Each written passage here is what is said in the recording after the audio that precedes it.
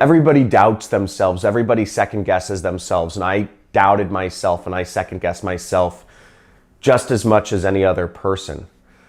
But I'd say the difference is no matter what, I knew that I needed to be moving out of my current situation. I went to an event. At that event, I had an epiphany. I created a new vision of myself. And what happened is every day I went to work after that event. Every day I went to work, I felt like I was living an alternative life.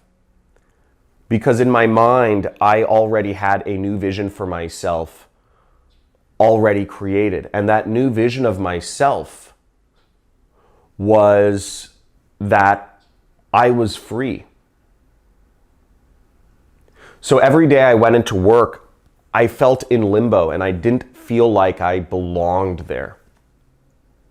I don't know if you've ever felt like you don't belong somewhere, but for me, that was every single day.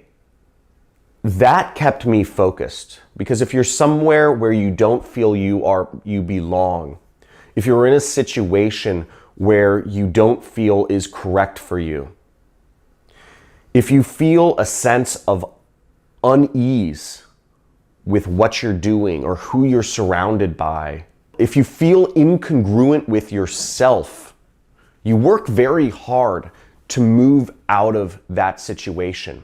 It's like if you're wearing a piece of clothing that's not you. You feel awkward, and you feel like people are looking at you awkward, and you feel like you don't belong in that shirt or that jacket, and you feel that need to get it off. That's what I felt. That's what I felt every day I went to work. It was incredibly uncomfortable. It wasn't just a momentary feeling.